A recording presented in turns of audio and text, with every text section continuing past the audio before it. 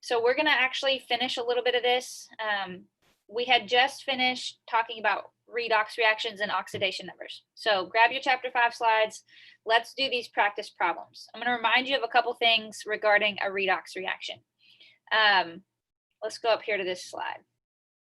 Right here. Here's where we introduce redox reactions, and we said oxidation was the loss of electrons. When you're losing electrons, what happens to your charge or your oxidation number?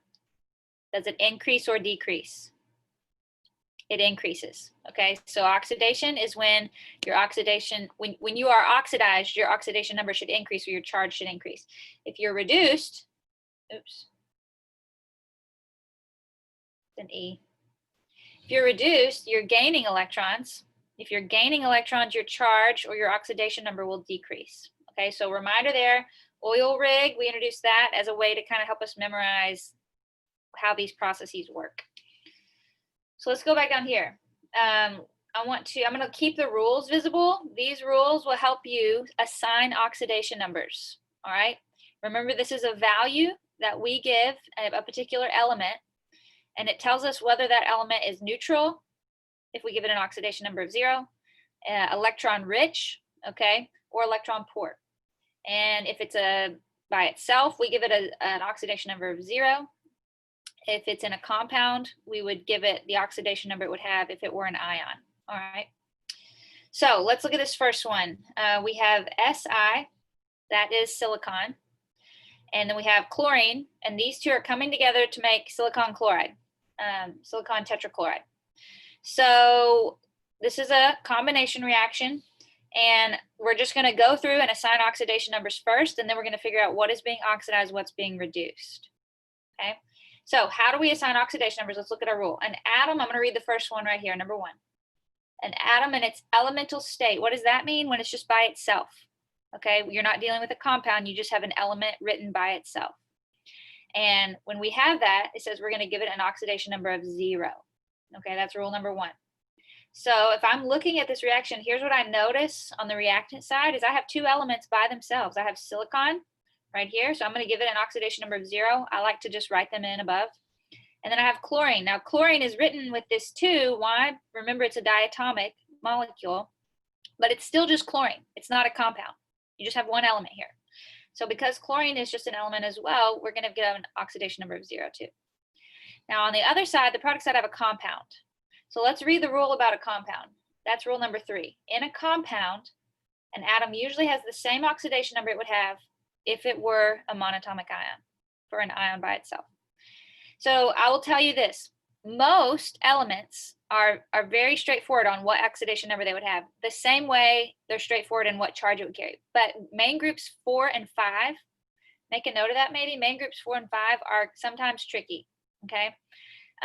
But main groups 6 and 7, these are always predictable. So remember, your main group 6 elements always form anions with a -2 charge, and your main group 7 elements, the halogens, they always form anions with a -1 charge. So if you're looking at this compound, we have silicon. Silicon is main group 4, and chlorine is main group 7. So let's do chlorine first because we know it's always straightforward. As a monatomic ion, chlorine always carries a -1 charge. All right. So if I'm wondering here, okay, what's silicon going to be? What oxidation number should I give it? Well, remember, let's also read rule number 4. The sum of oxidation numbers in a neutral compound, and any compound that you're given is going to be neutral, unless it's like a polyatomic ion, but even then, it's not a compound, it's an ion. The sum of oxidation numbers in a neutral compound is 0. Everything has to add up to 0. So we're looking at this, how many chlorines do I have in this compound? If you look at the subscript, I have 4. All right, so -1 times 4, that's a total amount of -4. So what this means, what rule number 4 is telling us, is that whatever the positive oxidation numbers are, they have to add up to +4, because I know +4 and -4 give me 0, and that means my compound's neutral. So if I'm looking at silicon here, this one's going to have a positive oxidation number to balance all the negative amount of negative oxidation numbers. So I have 1 silicon, that means it's got to have an oxidation number of +4. Okay, so let me clear this up. I'm going to erase a little bit. All right, so Now I have all my oxidation numbers written over this reaction.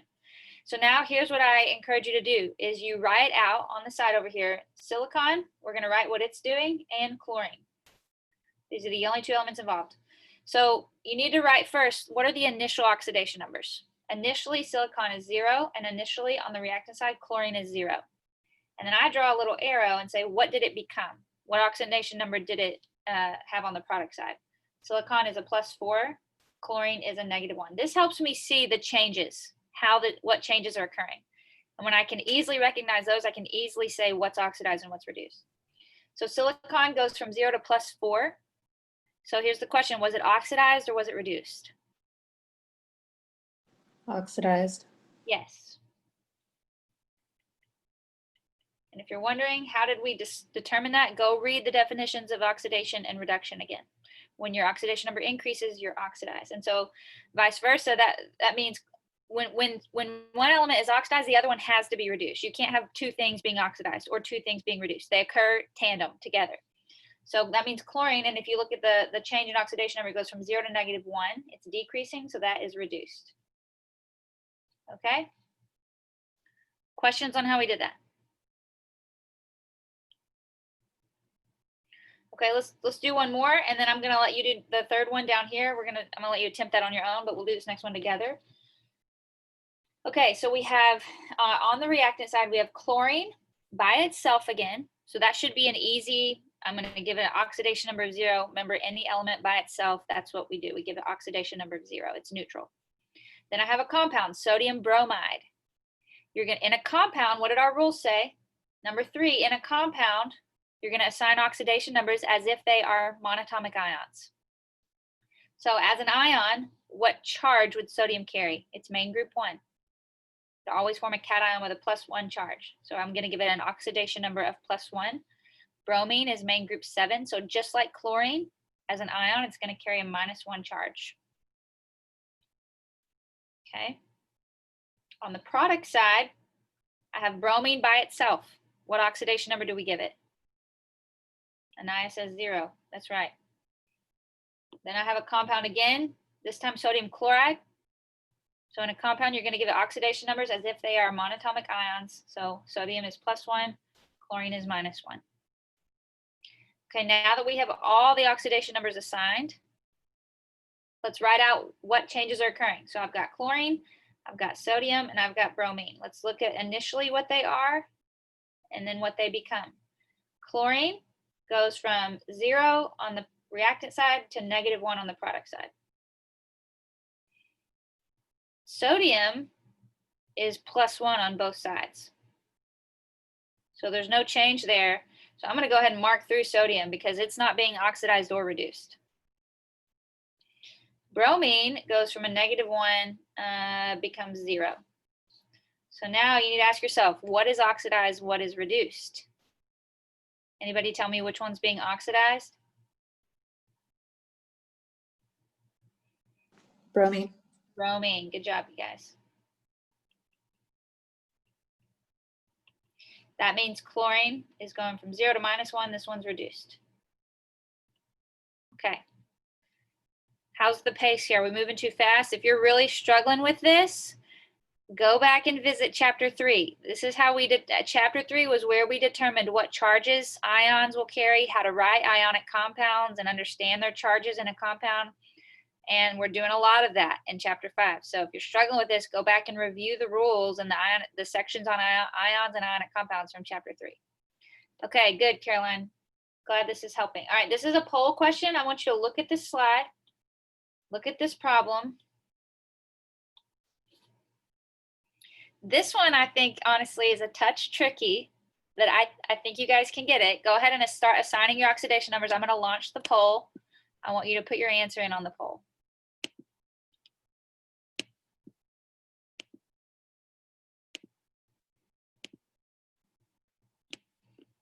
So the end goal is I want you to tell me what's oxidized and what's reduced.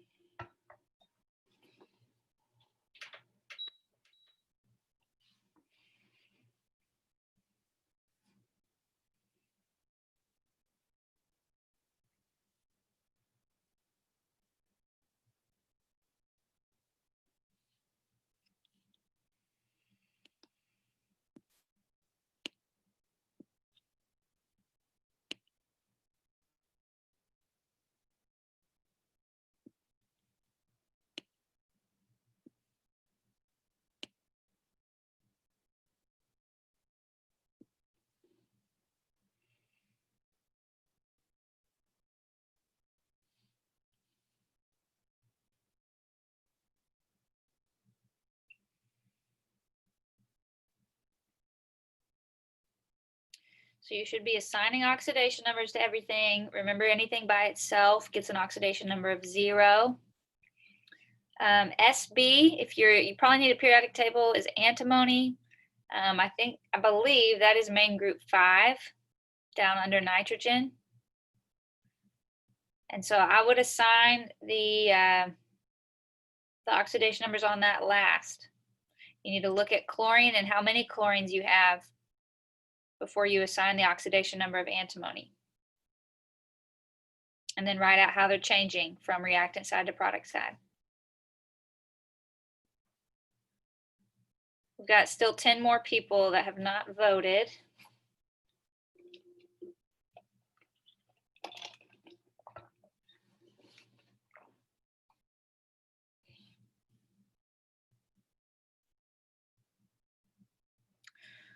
Okay, we're getting close. I'm going to give you about 20 more seconds, and then we'll go over it, so don't feel rushed.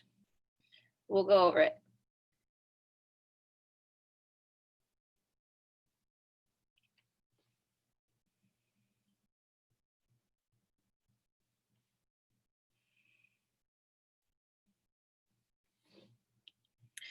All right, I'm going to go ahead and end it. If you haven't voted, it's okay. We're going to look at this. So here are the answers. 72% said antimony is oxidized, and 28% of the class said antimony is reduced, chlorine is oxidized. So let's see what's happening. All right, I'm going to close this out so I just have more space here. All right, so if we're looking at this, I'm going to go ahead and assign exactly what I know. Chlorine should have an oxidation number of 0 right here on the reactant side because it's by itself. You'll notice we have some chlorine atoms right here that are already in a compound. And then we have some chlorine atoms that are by themselves. So this is why I said this one seemed a little confusing, because you have some chlorine atoms with 2 different oxidation numbers. The chlorine atoms that are in a compound, look at our rules up here. In a compound, we're going to give those chlorine atoms the same oxidation number they would have if they were monatomic ion. And what we saw on the previous slide, anytime we see chlorine in a compound, it is a -1 oxidation number, because that's what charge it would have if it were monatomic ion. Okay, now if I'm trying to assign antimony here, I need to see, okay, how many chlorines do I have? Well, this subscript tells me I have 3. So that times 3 is a total amount of -3 charge. And because we know Rule 4 says our compounds are neutral and the oxidation numbers have to add up to 0, antimony, I just have one antimony, one SB. So that one's got to be a +3, because +3 and -3 add up to 0 for that neutral compound. All right. So that's my oxidation numbers on the reactant side. Let's scoot over here to the product side. The only thing I have on the product side is a compound, and I have chlorine. We know it's a -1 in a compound. This time I have all 5 chlorines in the compound. So -1 times 5 of those is -5. And over here, you only have 1 antimony, so it's got to balance that. So this one has to be +5. All right. I'm going to erase a little bit so we can clearly see just the oxidation numbers. Okay. All right. So there's my oxidation numbers. Now let's see what's doing what. Well, antimony, chlorine. I'm going to actually write chlorine out twice, just because I have chlorine in 2 different places. I have some chlorine atoms doing one thing, some doing another. So antimony is going from a +3 to a +5. The charge here, or the oxidation number, is increasing. So that means it was oxidized or reduced. Oxidized. If your oxidation number is increasing, your charge is increasing, you are oxidized. So you should have selected, I think the majority of the class got it, that antimony is oxidized. Now I have some chlorine atoms, these right here, 3 of them are -1, and on the product side, they're still in the compound. They're still negative. So I have some chlorine atoms that aren't doing anything, but the other 2 chlorine atoms, the ones that start off by themselves, are going from 0 to -1. So the oxidation number is decreasing, so these are reduced. Okay. Questions there? Did this help clarify a little bit on redox reactions? Okay, good deal. Last couple of things. This is oxidizing and reducing agents. I think there's a question on your homework about this. So I just want to go over this, and then really this next slide is just a summary. And then we'll move into chapter 6. So concluding remarks about redox. They always occur together.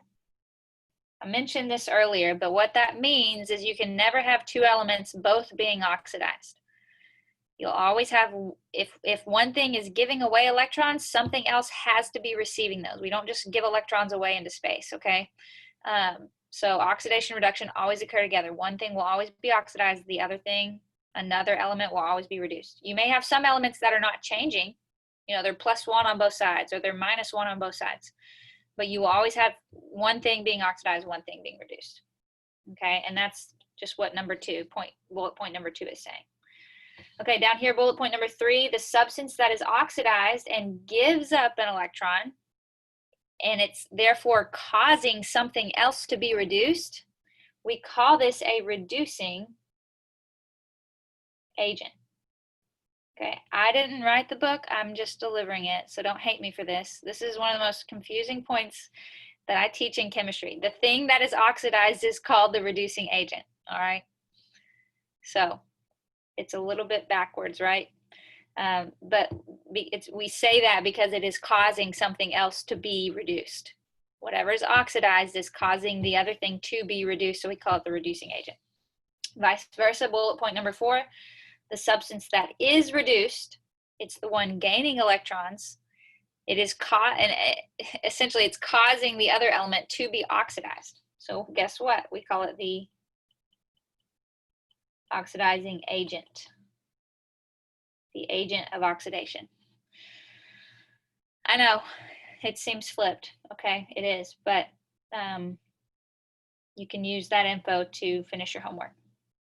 So here's just some summary points. You can kind of read these about the oxidizing and reducing agents. But essentially, if you can identify what's oxidized and what's reduced, then you just flip. Whatever's oxidized is the reducing agent. Whatever's reduced is the oxidizing agent. Okay? All right. The other thing, I think we talked about how important redox are. I hope you have a healthy respect for them. But this is how our bodies respirate and metabolize food. It's all redox reactions, okay? So we owe a huge thanks to redox reactions for those processes. But all right, the rest of this is some review stuff, and we will have plenty of time for review next week. So I'm going to go ahead and jump into chapter 6 so that we can start on that. Any concluding questions on chapter 5, balancing chemical equations, classifying them? If you can't think of it, but you come across one, just shoot me an email. I'm still doing individual Zoom meetings. I had one yesterday with a student. It seemed to go very well. If you're still wondering about tutoring resources, don't ever hesitate to reach out. And if there are no questions now, we'll go over to chapter 6. So grab your chapter 6 slides, and we will get started. All right. Also, I was looking at the lab schedule. I'm very excited. Here in a couple weeks, we'll get to have another in-person lab when we do Le Chatelier's principle. This is going to be well after exam 2, but I'm weird. I'm excited to see y'all again. It's been a long time, okay? So just keep that. That'll be a couple weeks, but it's coming. So we're going to start chapter 6, a new lecture, so a new hiking adventure. This one is actually in Arkansas, so I'm done with all my Tennessee hikes, done with Grand Canyon pictures. The rest of the semester, I'm pretty sure I'll introduce hikes here in the state. So October is the perfect month to get out and go camping, go hiking. Pretty sure we have a camping trip coming up, and I recommend this trail. It's actually my favorite one in all the land, in all the state. Okay, it is called Indian Creek. It's also known as Eye of the Needle. There's several pretty waterfalls along the way. It's not a strenuous hike, but it's not a short hike.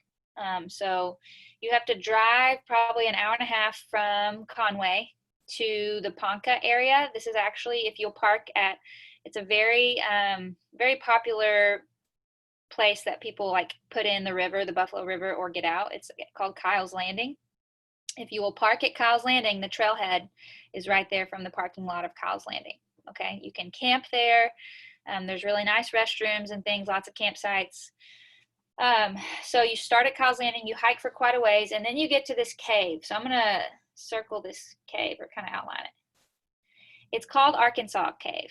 I don't know if you can see that. It's kind of like an inverted backwards Arkansas. If you flip this drawing over 180, it would look like Arkansas, kind of, sort of. It's not really accessible, and you're not allowed to go in there because there's supposed to be some bat species that we don't want to mess with. But there's this pretty waterfall. It's not massive, but a pretty waterfall coming out of Arkansas Cave. And then if you look to your right, if you're looking at Arkansas Cave and then you look to your right, you'll see this other waterfall over here. I made my husband stand there so y'all could see how big it was. And so there's the two waterfalls that you'll see. And then you have to do a little bit of vertical climbing. There's actually some ropes stationed there for that climbing. So if you have a dog or whatever you want to take with you, I don't know if Fluffy could make it up the next part. But once you get to these waterfalls, you're really close to the grand finale. And this is what you'll see. It's called Eye of the Needle. So what they're calling Eye of the Needle is right here. It's just this rock structure. I don't know if you can tell how big it is. Here I am. Okay, so if that gives you any concept for how big it is, it's massive. It's really pretty. I would pack a lunch. We stopped and ate our lunch when we got to the end here. So it's kind of a down and back type of thing. Once you get to Eye of the Needle, you turn around and you hike back. But it's really, really pretty. So this is, again, called Indian Creek Trail or Eye of the Needle. Kyle's Landing is 15 miles from my house. Wow, you can go hike anytime then. Okay, so we'll all meet at Caroline's house next weekend, and we'll go hike Eye of the Needle.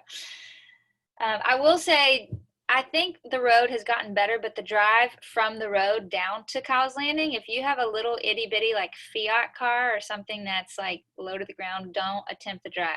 Okay, you need a vehicle that's can handle a little bit of dirt road and some potholes. It's better than it used to be, but the drive down to Kyle's Landing it's rough on cars. So don't take a vehicle that don't take a Prius. Okay. All right, let's jump in. Chapter 6, Mol Mass Relationships. So we're going to introduce a term called the mole. Maybe you've heard it from a previous chemistry class before. If you have, this will be some nice review. And then how the mole relates to mass. Okay, so we're essentially going to end up using the mole as a new conversion factor, the same way we use density, the same way we use prefixes. So, but however, I want to introduce this with a picture. You guys know I love to talk about food. So for you dietetics people, this should appeal to you. I actually want to talk about how we know the recommended intakes for certain, well, there's really recommended intakes for all kinds of things. Sugar, okay, water, but specifically a few different essential nutrients. So I've listed here iodine is one thing that we need every day. Do you guys know what sources of food give us iodine? Almonds is a source. I love to eat almonds, okay? Raw almonds, those are a good source of iodine. Well, how much iodine do we need every day? Well, the CDC, the FDA, they have recommended values for us. Men and women both need about 150. Look at the units there. Y'all will know what these units are now. You might not have known before this class, but now you do. Micrograms a day, all right? Y'all know we need vitamin C. Typically, you think of fruits, citrus fruits as a good source of vitamin C, and they are, but broccoli is also a great source. Funny thing about broccoli, I would have never guessed in my wildest dreams that my daughter loves broccoli. Not raw broccoli, but like cooked, sauteed broccoli.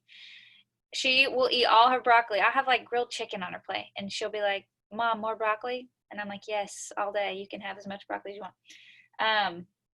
The Lord knew not to give me a daughter who did not want to eat her vegetables. Okay, men need about 90 micrograms a day. I'm the same way. Broccoli's good if you cook it right. Men need about 90 milligrams a day. Women need about 75 milligrams a day. Okay, so that's recommended intake of vitamin C. And then iron. Everybody knows we need iron too. If you don't have enough iron, what can happen? You can become what? Anybody know what happens if you don't get your iron? Anemic. Yes, you can be anemic. So iron comes from red meat. Protein-rich foods have a lot of iron in them. Men need about 17 milligrams a day. Women need about 13 milligrams a day. Okay, so we have all these recommended intakes. And I don't know about you. I don't sit here and calculate if I'm getting them or not. Okay, but they're there. Now the question is, how in the world did the FDA and the CDA come up with these? How do we know? Okay, and they haven't even divided out like according to your weight and your age. So for children don't need as much, but as we get bigger, as we grow older, we need more and more. And how do we know how much our bodies need? These are important things, right? Especially people who are have medical conditions or go on diets or whatever. Like these things fluctuate and change, and they're good guidelines to help people maintain their health throughout life. But how do we know how did we get these recommendations? Well, if we understand how our bodies work, our bodies see and process molecules. Okay, all these intakes, the milligrams per day, the micrograms per day, our bodies don't see that. Our bodies see molecules, they see reactions, chemical reactions. One thing communicates to another as we metabolize, as we breathe. But that's not how we see things. We don't talk about the number of molecules. We buy and sell stuff when we cook, when we work in the lab, or when we, research labs, whatever. We work with mass. All right, and to reinforce my point here, if you're at the store, or if you're, any sports medicine people, you guys, if you're looking at these pictures here, when you go buy a bag of sugar, okay, and I zoomed in at the bottom, it tells you that this sugar, it doesn't tell you how many molecules of sugar in the bag, it tells you the net weight, right? This is a 10-pound bag of sugar. So we buy sugar, we buy rice, we buy anything by weight, by mass. Also, here's, this is a topical anesthetic. I don't know if you can read that right there. So for like sports medicine, or you can spray this on and it kind of numbs the area. But look, the bottle doesn't tell you how many molecules of, I forget the active ingredient in here, but it doesn't tell you how many molecules of active ingredient. It tells you, it's kind of blurry, but it tells you the volume, or fluid ounces. Ounces is another unit of mass. Okay, so that's how we read and understand things and purchase things and sell things. So how do we make this transition from molecules to mass? We have to have a way to do that. If our body sees molecules, but we understand mass, we have to know how to connect the two. And this is where the mole comes in, okay? So the mole was developed to relate numbers of molecule to mass. So keep that in mind. I want you to think of the word mole as the same way you do the word dozen. When I say the word dozen, you get a value in your head. It's, if I say a dozen eggs, again, you know that's 12 eggs. Okay, so I want you to understand the mole the same way. When I say the word mole, it stands for a certain number of molecules, and we can relate that also to the mass of those molecules if we know what molecules we're talking about. All right, so let's dig into this a little bit. Okay, so we need to know, if we're gonna understand how we relate moles to mass, we need to know a couple of things. First, we need to know a molecule's molecular weight. Can y'all see the red color okay? Is that better than pink? Should I change colors? We're doing okay? Okay, a molecule's molecular weight. And what is that? A molecular weight, if we take a molecule, that's how much it weighs. We account for all the atoms and how many atoms are present of each kind. We add that up. We're going to do a practice in a minute. And then we get the whole weight of the molecule. All right, now that's unique for every molecule, right? Because different molecules contain different kinds of atoms. We also will need to know how many molecules of a given substance are in a certain mass. So if I say I have 50 grams of hydrochloric acid, okay, well, if we know what substance we're talking about, we can figure out how many molecules is actually in that 50 grams. All right, so these are the two things we'll need to know to do this right here, relate mass and molecules using the mole. All right, so a little bit more on molecular weight. It is the sum of the atomic weight or mass of every atom in the molecule. That is what molecular weight is. Now for ionic compounds, we don't call ionic compounds molecules. Remember, the word molecules is just for covalently bonded compounds. So if we're talking about an ionic compound, we call it a formula weight. So you've got the molecular weight and the formula weight, but you'll calculate them the same way. So let's go back to this topical anesthetic spray. Here's how you make it. You have this molecule right here. Can anybody name that? How would you name this? This is a binary covalently bonded molecule. Remember your rules for naming binary covalent molecules? I'm quizzing you right now. It would be dicarbon. What's the prefix for 4? Anybody remember? Dicarbon tetrahydride. Okay, so not hydroxide, not hydrogen. It would be dicarbon, di here, indicating that we have 2 carbons. Tetra is the prefix for 4. And remember, you always change the ending of the second element to IDE. So HYDRIDE, hydride. All right, so you take dicarbon tetrahydride and you combine it with hydrochloric acid, and you make this molecule right here. It's called ethyl chloride. You don't have to know the name of that. It's not a binary compound. You're not going to have to name that. But this is the anesthetic, all right? So if we have these 3 molecules, we're going to calculate the molecular weights for each of these 3 things, and we're going to learn some stuff. So that's the next slide down here. So if you have a calculator, we're about to need it. I'm going to need you guys to help me calculate. So get that handy. Let's calculate the molecular weight of the first thing, dicarbon tetrahydride. And here's how we do this. We say, okay, what kinds of elements do we have in the compound? Well, I see carbon and I see hydrogen. How many of each do I have? Okay, I have 2 carbons. I have 4 hydrogens. Now we need to go to the periodic table. Okay, so if you have a periodic table as well, grab that. I think I have a slide right down here. Pretty sure I put one. How far down did I put it? There it is. So now let's look at carbon. We're going to get the AMU, the atomic mass of carbon. Carbon's right here.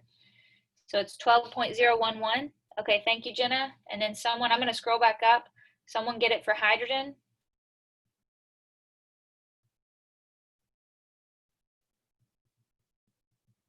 Here we are. Okay, so carbon, Jenna told us 12.011, and this is AMUs. And then for hydrogen, do we need to round? Kathleen, yeah, just, I always do 2 or 3 decimal places. You know, I'm not picky on rounding, but don't just tell me 12. Don't just tell me 1. Give me a few decimals. 2 or 3 is enough, okay? Times, hydrogen is 1.008 AMUs, okay? Now we're just gonna add all this up. So we're gonna do the multiplication. So this is where we need our calculator. 2 times 12.011 should be 24.022. And 4 times 1.008 should be 4.0, is it 32? Okay.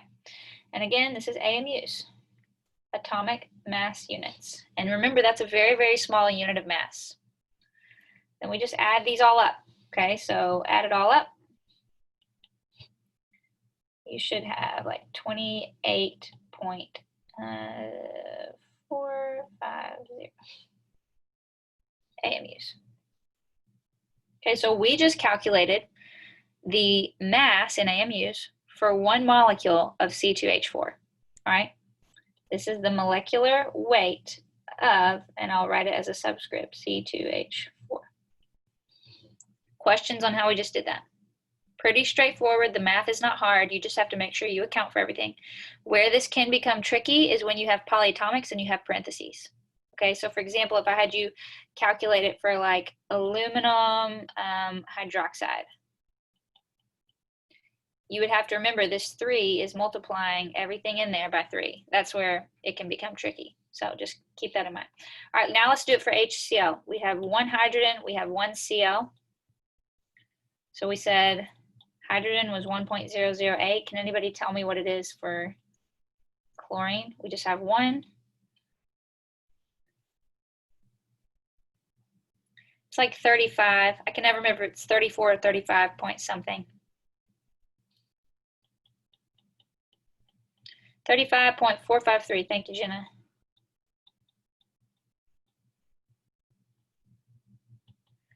$35.453. This is all AMUs. And then you just add those up. So it should be 36.460. No. 1. Is that right?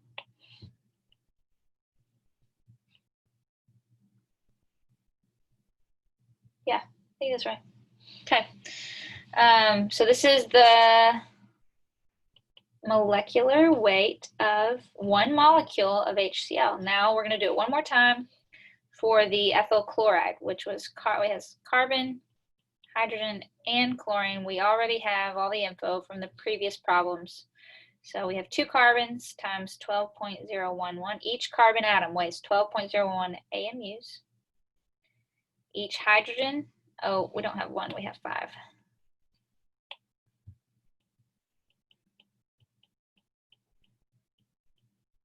And then we have 1 chlorine. So then you just multiply all this and then you'll add it all up.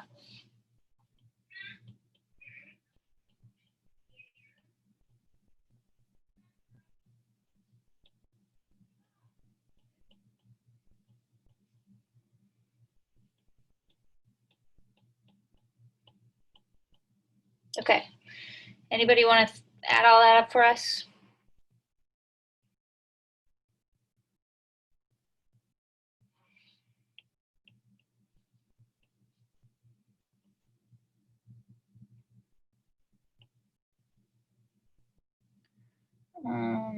Is that right? Okay, thank you, Allison. So this is the molecular weight of C2H5Cl. Okay, so we just did a whole lot of practice with this. So definitely calculating molecular weight is something that will be on exam 2. You know how to do that. And that is going to be one of the more simple things from chapter 6 that you're going to do. So it's going to get more complicated. All right, questions on calculating molecular weight. Now, here's the issue. AMUs, it is a unit of mass. But as we said earlier, our bodies see molecules. We work in units of mass. We don't work in units of AMUs, okay? When you go buy a bag of sugar at the store, it doesn't tell you how many AMUs that bag weighs. It's how many pounds, okay, or how many grams, or how many ounces. So we're not satisfied with units of AMUs. So what are we going to do, okay? Here's our table. Here's the summary. And in fact, we're off. We may have used slightly different decimals here, but these are close. What we just calculated is the table that summarizes the numbers we just calculated. It says, but wait, AMU is still too small. So instead of AMUs, what if we just mark those out and substitute grams? Can we do that? Is that legal? You're like, I don't know, you tell me. Okay, so what if we work in units of grams? Okay, so if we literally just substitute the unit of grams here and keep the number the same, we've just done something, okay? I want to read this statement in red down here. When a substance, so we have these 3 different substances that we've been looking at for if we're going to make this topical anesthetic. When a substance numerically weighs the same in grams as its molecular weight. So we calculated the molecular weight in AMU and then we just substituted for grams. And when we keep that number the same, the number of molecules present is called a mole. So we just calculated an amount for 1 mole of each substance in grams. And we abbreviate a mole, so it's MOLE, but if you want to abbreviate it, it's just MOL. Okay? All right, so numerically, when you calculate the molecular weight, but you have that amount of that substance in grams, you have a mole of that substance. So your mind is probably, this is all kind of vague right now. Let's clarify what we just said. We're going to fill out this table, and I hope it'll kind of click in place. So when we have the molecular weight is shown for each of these substances, when we have that same mass in grams, so I'm just going to copy over these numbers, 28.062 grams, 36.46 grams, 64.522 grams. So when the number is the same, but the unit is grams, how much do you have in moles? You have 1 mole of that substance. Okay. Now, why is it 1 mole, but the numbers are different? Well, 1 mole for each substance weighs a different amount because you're talking about a different substance. 1 mole of HCl is going to weigh less than 1 mole of ethyl chloride, which was this bottom one down here, because look at the number of atoms involved. You have fewer atoms in HCl than you do ethyl chloride. we have 8 different atoms involved in ethyl chloride. We only have 2 atoms involved in HCl. So it makes sense that a mole of HCl weighs less than a mole of ethyl chloride, right? Each molecule is going to weigh a different amount in AMUs, therefore a different amount in grams. Now it all can add up to 1 mole because a mole defines not just the mass in grams, a mole can also be related to the number of molecules present. So earlier I said I want you to think of a mole the same way you think about the word dozen. It represents a number of items. And that's what we're actually going to talk about here too. Let's fill in these blanks down at the bottom. So we said a mole is the amount or quantity of a substance whose mass in grams is numerically equal to its molecular weight. So we've determined that, but also Avogadro's number. Anybody heard of Avogadro's number before? Okay. It is the number of molecules or atoms. So Avogadro's number is not just good for a molecule. It also, if you just have an individual 5 sodium atoms, okay, it represents the number of sodium atoms in a mole as well. So it also works for individual atoms, not just molecules in a mole. So what is that number? Anybody remember what Avogadro's number is? It's very large. Somebody learn a song? Abby, did you learn a song? Do you need to share your song with us? Please. 6.02 times 10 to the something, 23rd. Caroline, good job. It's 6.022 times 10 to the power of 23. Yes, yes, yes. So this is how many molecules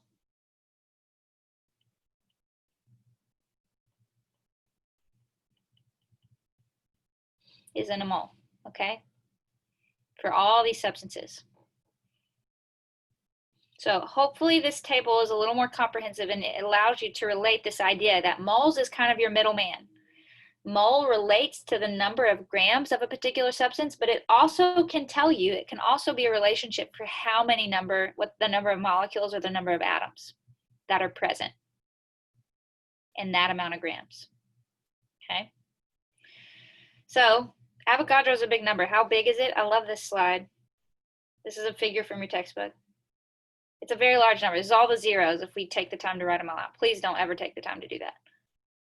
But I love this. I was laughing because it says, in case you're wondering, okay, let's go to the tens of thousands place. This is the average college tuition. I just learned the other day, one of my best friends went to Belmont, which is in Nashville, one of our favorite cities. Belmont is $80,000 per semester, a semester. So I hope I just made you feel real good about coming to UCA. 80 grand, 160,000 a year. I'm sorry, but if you're going to spend $500,000 on your college undergraduate degree, you better be like the next president of our country. Okay? Yeah, Lakin, why? I don't know. But if you go to the campus and look at their buildings, you'll know why. Those buildings are like the most beautiful buildings in the country. Okay? Now, aren't they? Yeah. What did she study? Oh, this is the best part. I'm ragging on my friend. She's my best friend. Okay? Maybe their cafe is good. Aaliyah, she studied music. She got a music degree. Okay? And she's not like an orchestra like professor. She I love what she does. She's a worship pastor at a church, but yeah, our buildings are beautiful. I agree. Not as beautiful as Belmont's though. Go Google it. Okay, you'll understand why it's 80 grand a semester. Okay, but we can also call the tens of ten thousands place the average student loan debt, right? Okay, that number's climbing. All right, so that's a decent amount, but then if we go over here to the billions place, that's the population of the earth. Avogadro's number is still bigger. If we look at the age of the earth in seconds, I don't even know how far out we now. Trillions, what's beyond trillions? What's bigger than a trillion? I don't even know. I think probably somewhere down in here was the global number of eye rolls from the presidential debate, right? Okay, so Avogadro's number is even bigger than that, in case you're wondering. So that's how big it is. Okay, so we have this table. We're relating moles to mass and number of molecules. So here's the big idea from today. if you can understand what a mole is, moving forward, yes, that looks about right. A zillion, is that what Brennan says? Okay, here's the big idea from today. Here's what I need you to know is that moles, I'm about to introduce a new term called molar mass. And it is the relationship between, guess what, moles and mass, okay? It sounds obvious here, but this is what we're going to do moving forward. We're going to use moles as a molar mass, okay? This is now a conversion factor. We're relating two units, moles and mass. Every substance, you can calculate its molar mass. So the same way that molecular weight is the mass of one molecule, I'm going to say that again, the same way molecular weight is the mass of one molecule, a molar mass is the mass of one mole. Okay, a molar mass is the mass in grams for 1 mole of that substance. And this again is the same idea. The way density is a relationship between mass and volume, molar mass is the relationship between moles and mass. So we can use this as a conversion factor. The way this looks, the way you write it, if I'm going to write the molar mass of C2H4, that's the first substance on the table, I would say the molar mass is 28.062 grams per mole. So you need to get real familiar with these kind of units, grams per mole. What that means is 28.062 grams equals 1 mole. It's the same information on the table. We're just expressing it slightly differently, okay? Molar mass is the big idea from today, and that's what we're going to use moving forward. You need to know how to calculate a molar mass, you need to know what it means, and you need to know how to convert with it between moles and mass, moles and grams. So molar mass, a conversion factor, Avogadro's number. Guess what? That's also a conversion factor between number of moles and number of molecules or atoms. So if I'm looking at these two columns, Avogadro's number will always tell you, you can convert between the number of molecules, it tells you the number of molecules in 1 mole. So now that we have that relationship established, if I gave you half a mole of something, you should be able to use Avogadro's number, that relationship, and tell me how many atoms or how many molecules are present. If I gave you 2 moles or 10 moles of something, you should be able to use Avogadro's number and this conversion factor, the way it relates to the mole, and tell me how many atoms or how many molecules are present. Okay, so we're actually going to now practice this. Okay, these are the deep questions of the universe that you've always wondered. We're about to get the answers for them. Okay, what is the mass of 6.022 times 10 to the power 23 carbon atoms? Okay, this one, don't overthink it. Okay, what is the mass? If we have 1 mole of carbon atoms, what is its mass in grams? How many carbon atoms? Well, we know how many carbon atoms, sorry, what's the mass in grams? Okay, so we know that 6.022 times 10 to the 23 carbon atoms, that is equal to 1 mole. So we can write it like this, that's 1 mole, okay? I actually need to invert that, but how much does 1 mole of carbon weigh? What you do is you go to the periodic table and you look at the number on carbon. Anybody remember that number? It's 12.011 AMUs. That is 1 carbon atom. So guess what? 1 mole of carbon atoms is 12.011, but what's the unit? Grams. So if this many atoms is 1 mole, and 1 mole is this many grams, the mass of that many atoms of carbon is 12.011 grams. That's our answer. We actually don't have to calculate anything. You just look at the periodic table. Okay. All right, now we're going to get into this. We're going to do a few things that are now going to start piecing all of this info together. This is going to feel a little bit like you're learning a new language today, so be patient with yourself. We're going to do lots of practice so that you get comfortable with it. Okay, how are we doing on time? We got about 15 minutes left, right? Okay. So we'll see how far we get. Whatever we don't finish today, we'll finish next Tuesday. After we finish these slides, we'll start review. So I imagine next Tuesday, we'll spend a good bit of our time together reviewing. And then next Thursday will be entirely review, and that'll set us up good for the exam. Okay, let's do this problem here. The chemical formula for aspirin is C9H8O4. How many molecules are in 25 milligrams of aspirin? So this is a word problem that we're going to have to use moles and mass and all that for. So we have our chemical formula. So we want to know how many molecules. We're given a weight, 25 milligrams of aspirin. How many molecules is this? Well, remember, if we go back up to this table, let's pretend we had aspirin on this table. We don't, but if we did, we could calculate the mass in grams. So we're going to have to do that. And then we're going to have to take the mass that we're given, 25 milligrams, convert to moles, because moles is the middleman. Whoops. And then we can use the relationship between moles and Avogadro's number to determine how many molecules of aspirin are present. So first thing we need to do, number one, we need to calculate the molecular weight of C9H8O4. Okay, so we're going to do that below here. So carbon, I have 9 of them. Each carbon weighs 12.011. And you can write in AMUs if you want. I'm just going to go ahead and use units of grams since I know the numbers don't change, so that when I'm done, I have grams per mole. Hydrogen, I have 8 of them, and each one weighs 1.008. Now, where am I getting these numbers from? 12.011, 1.00. I'm just looking at the periodic table. The mass of the atom listed for that element on the periodic table. And then oxygen, I have 4 of them. I'll tell you, for oxygen, the number you probably see often is 15.999. You can just use 16.0. You'll very frequently just see me use 16.0 for oxygen. So now we're just going to add all these up. Anybody want to help me out? Somebody do carbon, somebody do hydrogen, somebody do oxygen. Who wants to do carbon?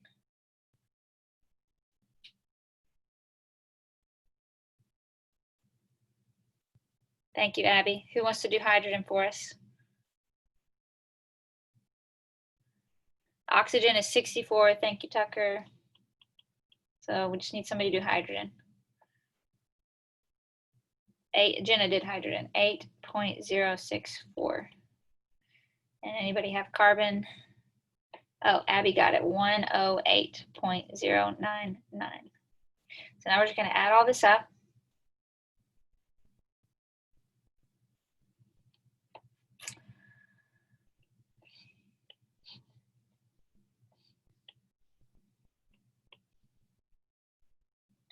Okay, 108, 116, 116 plus 60, where is it, 180? Is that right? Somebody double check me.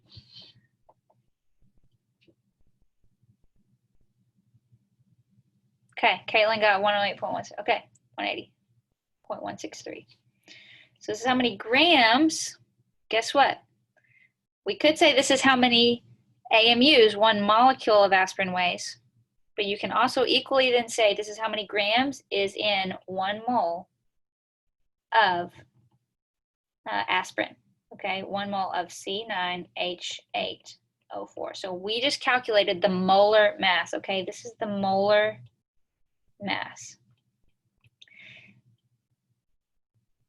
So this is the amount that 1 molecule weighs in AMUs, but this is also the amount that 1 mole weighs in grams for aspirin.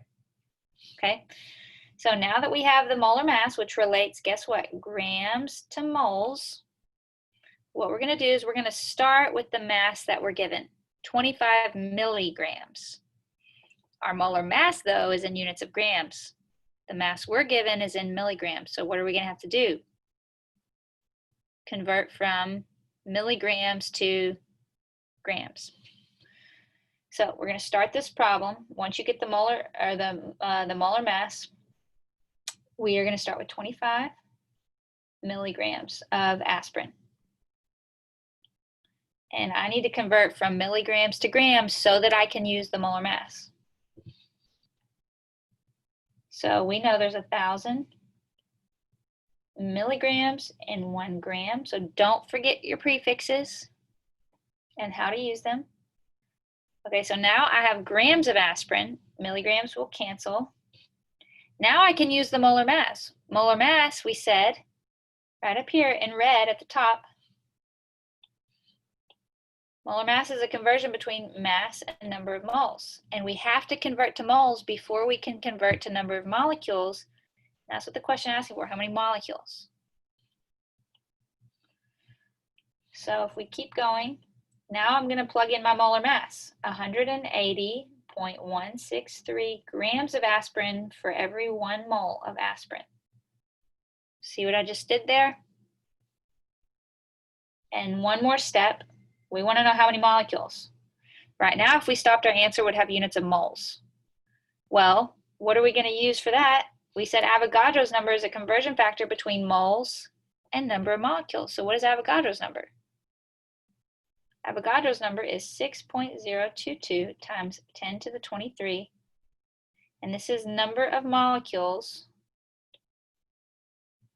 in 1 mole.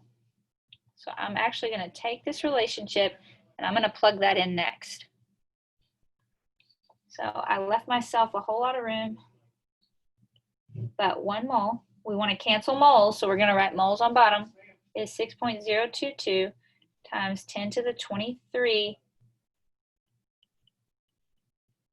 molecules of aspirin. So we'll cancel mole, we'll cancel grams, we'll cancel milligrams, and we'll be left with units of molecules on top. If it were molecules in the denominator, it'd be per molecules. We don't want that. Now you just do the math. And I will tell you, dealing with Avogadro's number, always put it in parentheses, okay? So that the 6.022 and the 10 to the 23rd, keep those together. And the best way to keep them together in your calculator is put them in parentheses, okay? So do 25 divided by 1,000, and then you divide by 180.163. You multiply by Avogadro's number. Did anybody get our answer? How many molecules is this?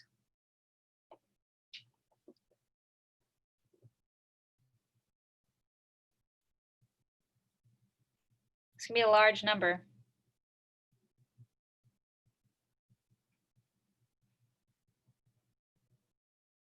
Can't use your phone calculator from here on out. 8.35 times 10 to the power of 19, and this is molecules of aspirin. Okay, so when you pop one little 25 milligram tablet of aspirin, I don't even know what size molecules or pills they sell in a bottle. But if you took a 25 milligram tablet, look at how many molecules are in effect going into your body, okay? All right, questions?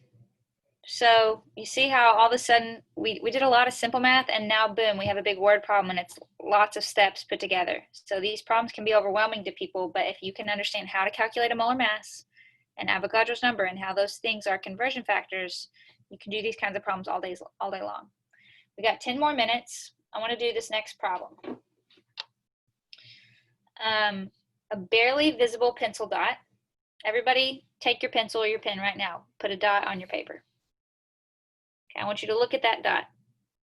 You've always wondered. If it's ink, sorry, it doesn't apply, but you've always wondered, what's the mass of that pencil dot? Haven't you wondered? We're going to figure out what's the mass of that pencil dot. Okay, just as a way to practice using this stuff. So pencil dot has, guess how many atoms of carbon? This is astounding. 3 times 10 to the power of 17 atoms of carbon. What's the mass of that pencil dot in grams? We know it's not very much, but let's calculate it. So we're going to start with the number given, 3.0 times 10 to the 17 atoms of carbon. So what we need to do is first we have to go from atoms to moles. Then we can go from moles to grams. Okay, because that's what the question is asking for. What's the mass in grams? We want our answer to have unit of grams. We can never go directly from atoms or molecules to mass. We always have to convert from moles first. So to do this step number 1, you're going to use Avogadro's number. Sorry, if you're wondering what in the world is NA, it was up here.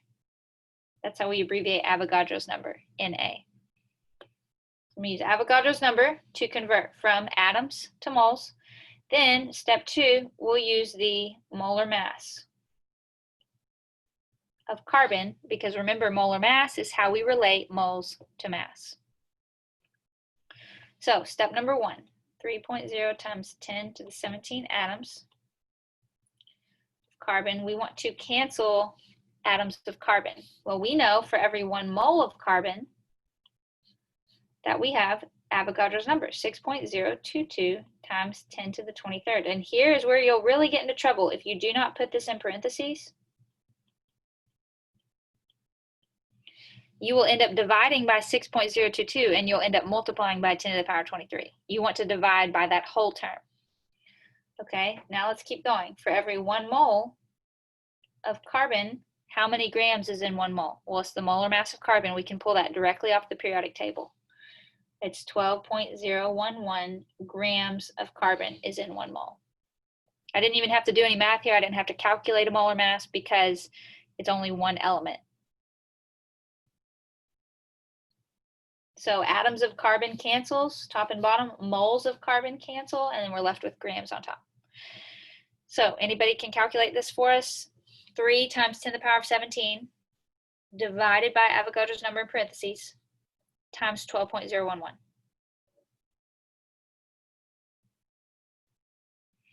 And we got 5.98 times 10 to the negative 6th, and that's grams of carbon. Now, this is a very, very small number, but that doesn't surprise you, right? That pencil dot you made on your paper doesn't weigh anything. If we wanted to convert it, you can convert it to micrograms. That would probably be a more appropriate unit. Okay, I'm going to do one more poll because I wish that I did these every time. I've done it once before. I want to know how much of today did you feel like you comprehended? So we've seen this before, but today, how are you feeling? I just want to know how are you feeling about the material today. You feel like you 25% or less, feel super lost, 50%, maybe half and half, most, nearly 75%, or you feel like you're good with it?